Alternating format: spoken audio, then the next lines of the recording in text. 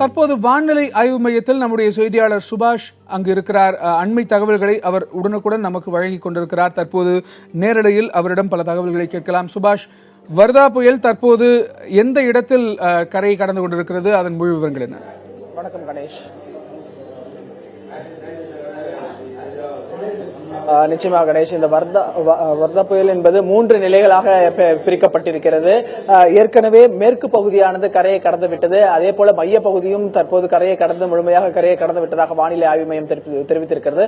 அதன் தொடர்ச்சியாக கிழக்கு பகுதியான புயலின் கிழக்கு பகுதியான அந்த பகுதி தற்போது மெல்ல மெல்ல கரையை கடக்க துவங்கிவிட்டது. வானிலை ஆய்வு மையம் ஏற்கனவே கூறியிருந்தது 4 மணி முதல் 7 மணி வரை இந்த புயலானது மெல்ல மெல்ல கரையை கடக்கும் என்று. அதன் மற்றொரு பகுதியான கிழக்கு பகுதி தற்போது அது தீவிரமாக கரையை கடக்க இருக்கிறது. இந்த தருணத்தில் காற்றின் வேகமானது 90 கிலோமீட்டரிலிருந்து 100 கிலோமீட்டர் வேகத்தில் காற்றின் வேகம் இருக்கும் என்றும் வானிலை ஆய்வு மையம் தெரிவித்திருந்தது. அதன்படியாக நகரின் பல்வேறு பகுதிகளில் மீண்டும் காலை 11 மணியிலிருந்து பிற்பகல் 2 மணி வரையிலும் நீடித்த அதே மாதிரியான காற்றின் வேகமானது அதிகரித்திருக்கிறது கணேஷ். அது மட்டுமல்லாமல் இந்த புயலானது வலு குறையும் என்று கூறியிருக்கிறார்கள். அதாவது இது அதிதீவிர புயலாக இருக்கிறது. அதனால் வரும் 5:30 மணிக்கு அதன் கிழக்கு பகுதியானது கரையை கடக்கும் தருவாயில் 5:30 மணி அளவில் 5:30 மணியிலிருந்து 6 மணிக்கு உள்ளாகவே அது புயலாக மாறும் என்றும், அடுத்து அதன் படிநிலை குறைந்து அது வலு குறைந்து இன்று இரவு 11 மணி அளவில் ஆழ்ந்த காற்றழுத்த தாழ்வு மண்டலமாக மாறும் என்று கூறியிருக்கிறார்கள் வானிலை ஆய்வு மைய இயக்குனர்.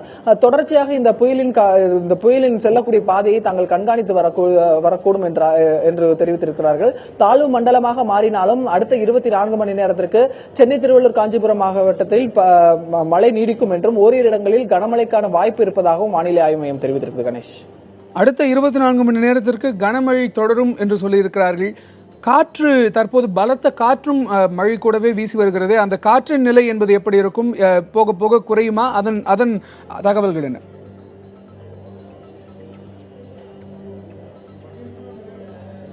நிச்சயமாக, அதாவது காற்றின் வேகமானது பார்த்தீர்கள் என்றால் அதன் மேற்கு பகுதியாக அது கரையை கடக்கும் பொழுது காற்றின் வேகமானது 120 கிலோமீட்டரிலிருந்து 140 கிலோமீட்டர் வேகத்து வரை இருந்தது.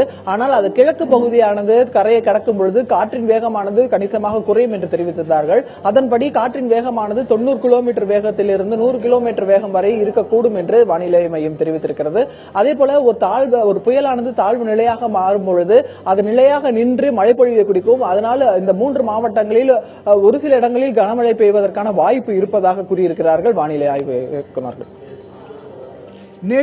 நேற்று இரவு முதல் தற்போது வரையில் எத்தனை சென்டிமீட்டர் மழை பதிவாகி இருக்கிறதுன்னு சொல்லியிருக்காங்க சுபாஷ்?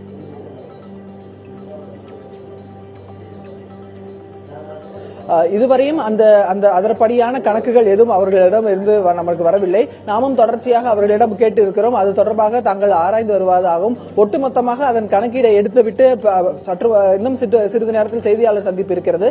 அப்பொழுது அது தொடர்பான விவரங்களை தாங்கள் தருவ இருப்பதாக வானிலை ஆய்வு மைய இயக்குநர் தெரிவித்திருக்கிறார் கணேஷ். வானிலையை பொறுத்தவரையில் அடுத்த 24 மணி நேரத்திற்கு சென்னை, திருவள்ளூர், காஞ்சிபுரம் 3 மாவட்டங்களிலேயும் கனமழை இருக்கும் அப்படின்னு கணிக்கப்பட்டிருக்கிறது. தற்போது இந்த புயல் தாழ்வு மண்டலமாக மாறிய பிறகு அதன் தாக்கம் நீடிக்குமா? அதன் தாக்கத்தினால் தான் இந்த மழை வருகிறதா? ஏன்னா நம்மிடம் காலை முதலாக பேசிய தனியார் வானிலை ஆய்வு மைய ஆய்வு நிபுணர்கள் எல்லாம் என்ன சொல்றாங்கன்னா, புயல் கரையை கடந்த பிறகு அந்த எதிர்காற்று காரணமாக மழை வரும் அப்படின்னு சொல்லியிருக்கிறாங்க. தற்போது அடுத்த 24 மணி நேரத்திற்கு மழை வரும் அப்படின்னா அது இந்த புயலின் காரணமாக வருமா? என்ன மாதிரியான பின் தாக்கங்கள், என்ன மாதிரியான தாக்கங்கள் இருக்கும்?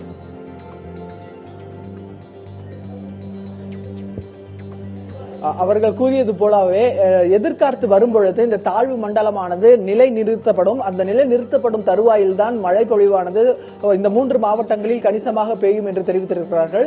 தொடர்ச்சியாக அந்த தாழ்வு நிலையானது கண்காணிக்கப்பட்டு வரும். ஏனென்றால் இது அதிதீவிர புயலாக இருக்கிறது. அதன் பின்பு இன்னும் சில மணி நேரங்களில் அது புயலாக மாற இருக்கிறது. அதன் பின்பாகத்தான் அது தாழ்வு நிலையாக மாறும்.